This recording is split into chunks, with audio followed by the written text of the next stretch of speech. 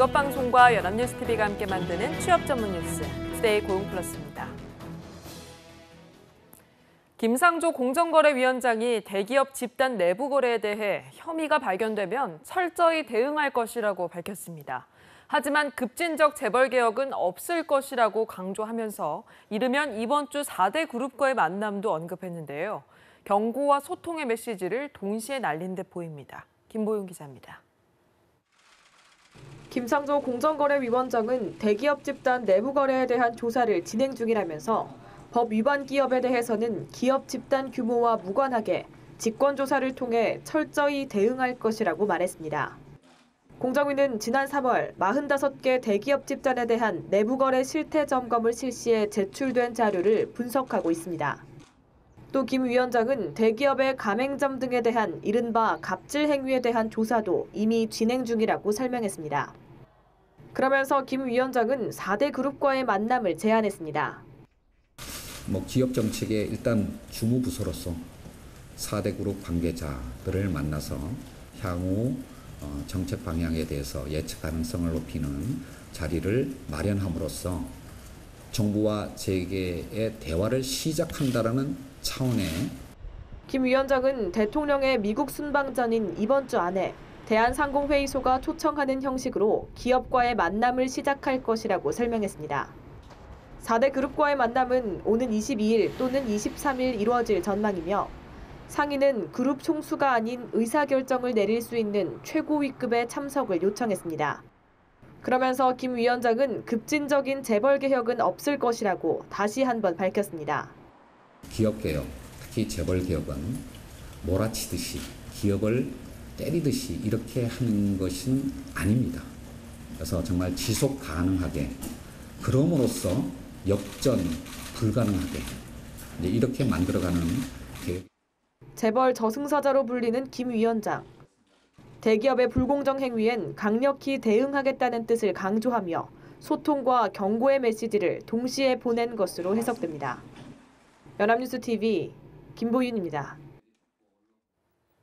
고시촌의 독서실을 돌아다니며 값비싼 고시 서적을 훔쳐서 내다 판 30대 고시생이 경찰에 붙잡혔습니다.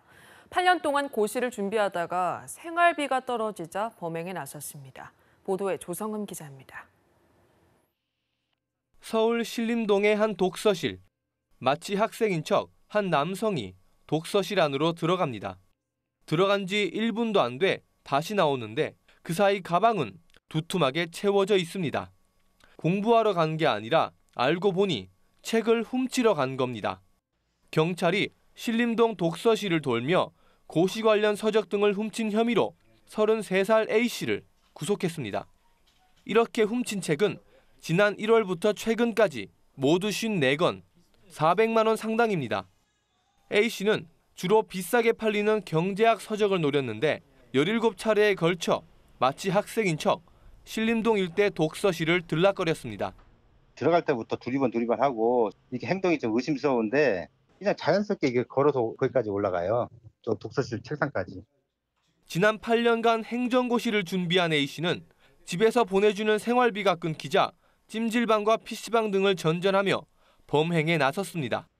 돈이 필요하자 술에 취한 사람의 지갑이나 휴대전화에도 손을 댄 것으로 드러났습니다. 실제 책은 권당 10,000원에서 20,000원에 팔렸고 경찰은 책을 사들인 작물업자 5명도 붙잡았습니다. 연합뉴스TV 조성흠입니다. 국방부가 일자리 확보와 정예화된 병력 구조로의 전환을 위해 올 하반기 부사관과 의무 군무원 등 1,500명을 채용하는 방안을 추진 중이라고 밝혔습니다. 채용 규모는 각 군 부사관 1,160명과 간호사와 약사 등 의무 군무원 340명입니다. 국방부는 이번 채용에 대해서 청년 실업 문제 해결 등을 위해 추경 예산으로 추진 중인 공공부문 일자리 12,000명 축원 계획에 포함된 것이라고 설명했습니다. 대통령 직속 일자리위원회는 한국경영자총협회에 일자리 정책의 부작용만 부각하지 말고 대승적 차원에서 협조해 줄 것을 당부했습니다. 이용섭 일자리위원회 부위원장은 19일 경총회장단과 만나서 어떤 정책에도 부작용은 있지만 일자리 창출의 긍정적 효과가 부작용보다 크다면 좋은 정책이라고 말했습니다. 이는 지난달 김영배 경총 상임부회장이 일자리 정책에 이의를 제기한 데 대한 반응으로 해석됩니다. 박병원 경총 회장은 이에 대해 문재인 대통령이 일자리를 손수 챙기는 데 쌍수를 들어서 환영한다며 공감의 뜻을 밝혔습니다. 대통령직 속 일자리위원회는 20일 서울 창성동 정부청사 별관에서 한국노총과 일자리 정책에 대한 간담회를 가집니다. 이 자리에서는 최저임금 인상안을 비롯해 근로시간 단축 등 문재인 정부의 고용노동부문 공약 이행 방안에 대한 토론이 이뤄질 전망입니다. 아울러 일자리위원회는 좋은 일자리 창출에 노동계가 적극적으로 참여해달라고 당부할 예정입니다. 오는 9월 28일 개막하는 국내 최대 쇼핑 축제 코리아 세일 페스타에 올해부터는 외식업과 영화관 등도 참여합니다. 대한상공회의소와 산업통상자원부는 2017 코리아 세일 페스타 D-Day 100일을 앞두고 참여 업체를 모집한다고 밝혔습니다. 올해는 유통 제조업체 등 기존 참여업체 외에도 외식업, 영화관, 프랜차이즈 등으로 참여 대상을 늘렸습니다. 또 참여 업체들이 안정적 준비를 하기 위해 행사 기간을 매년 9월 마지막 주 목요일부터 10월 31일까지로 정했습니다.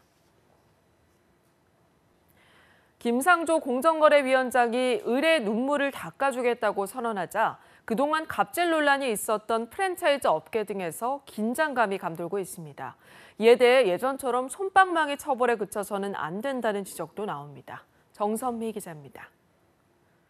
하도급 가맹 유통, 대리점 등 이른바 기업 간 거래 또는 그 속에서 발생하는 갑을 관계의 문제 또는 이제 경제사회적 약자, 을의 어떤 문제와 관련된 것도 김상조 공정거래위원장이 기업 간 갑을 관계 문제를 들여다보겠다고 밝혔습니다. 이에 따라 갑질 논란이 일었던 기업들이 긴장하고 있습니다. 그중 하나는 프랜차이즈 업계입니다. 다영업자의 무덤이라고 불릴 만큼 폐업률이 높고 가맹본사의 갑질이 만연하다는 지적이 나오기 때문입니다. 공정위는 최근 치킨 가격 인상 방침을 밝혔다가 뒤늦게 철회한 BBQ를 가맹사법 위반 혐의로 현장 조사하기도 했습니다. 납품 입점업체와 불공정 거래 논란 등으로 마찰을 빚어온 백화점과 대형마트 등 유통업계도 떨고 있습니다. 조사 대상 기업 못지않게 처벌의 강도에도 시장에 관심이 쏠립니다. 그동안 공정의 처벌이 솜방망이에 그쳐 제재의 실효성을 거두지 못했다는 비판이 많았기 때문입니다. 위법 행위에 따른 경제적 처벌이 불공정 거래로 얻는 이익보다 훨씬 많아야 한다는 겁니다. 매출액의 1, 2% 정도로 가징금 수준을 굉장히 낮게 보고 있기 때문에 생긴 문제라고 생각이 들고요. 그래서 징벌적 손해배상 제도라든지 아니면 사업자의 부당한 이익을 전액 환수할 수 있는 그런 제도적 보완이 필요한 것 같습니다. 공정위의 철퇴가 내려진 기업은 어디인지 업계의 관심이 집중되고 있습니다. 연합뉴스TV 정선미입니다. 부동산 안정화 대책에 대해 전문가들은 주택시장이 당분간 안정세를 보일 것으로 내다봤습니다. 투기 과열지구 지정 규제가 빠졌지만 정부가 비정상적인 시장 상황을 지켜만 보지 않겠다고 밝힌 만큼 시장 안정 효과가 있을 것으로 예상했습니다. 김종성 기자입니다. 전문가들은 정부가 내놓은 청약과 재건축, 대출 규제가 시장 안정화에 도움을 줄 것으로 평가했습니다. 예상보다 강도가 약한 것 아니냐는 지적도 있지만 정부가 투기를 좌시하지 않겠다는 메시지를 시장에 분명히 전한 것으로 해석하는 분위기입니다. 투기 과열지구라든지 이걸 지정을 하겠다고 예고하고 있는 상태니까 단기간에서는 이 주택 가격이 조정받을 수밖에 없는 상황이라고. 특히 청약 열기가 식고 가파르게 오르던 재건축 단지의 가격 상승세도 꺾일 것으로 예상했습니다. 하반기 국내 부동산 투자에 불리한 환경이 조성될 수 있다는 점도 시장 안정을 예상하는 이유입니다. 재건축 초과이익 환수제에 대한 일몰 여부를 결정한다든지 또는 미국의 금리 인상 그리고 아파트 입주 물량이 쏟아지기 때문에 주택시장에 호재보다는 악재 요인이 많다는 것. 살아나는 실물 경기에 찬물을 뿌리는 것 아니냐는 우려에 대해서는 지나친 해석이라는 평가가 주를 이뤘습니다. 주택 공급이나 또는 주택 세제나 이런 주택 금융이나 이런 거에 대해서 각각 그 정부의 투기를 유발할 수 있는 그런 요인들이 다 잠재되어 있는 거거든요. 그 부분에 대한 근본 대책 마련이 같이 가야 되는 것도 매우 중요하다는 거죠.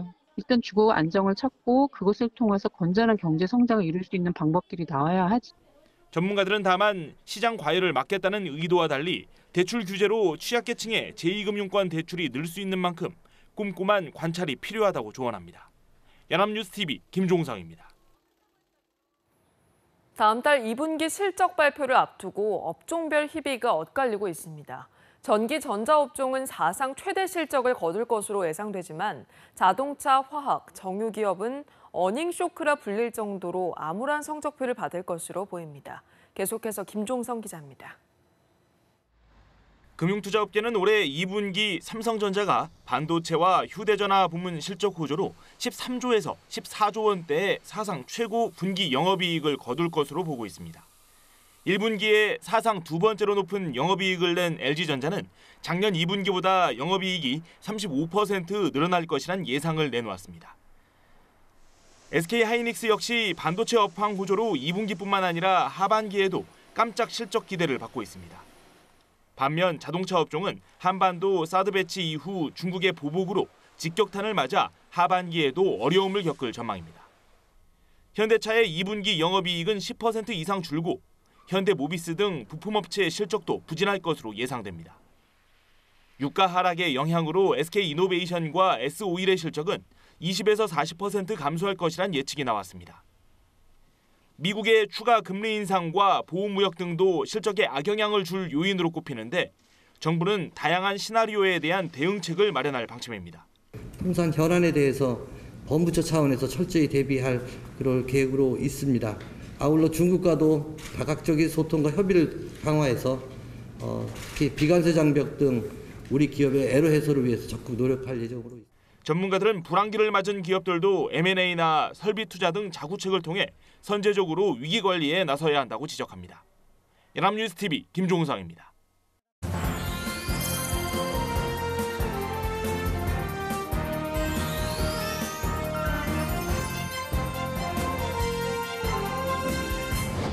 사회적으로 핫한 이슈를 키워드로 알아보는 핫키워드 시간입니다. 구본학 캐스터와 함께합니다. 안녕하세요. 안녕하세요. 핫키워드 시간입니다.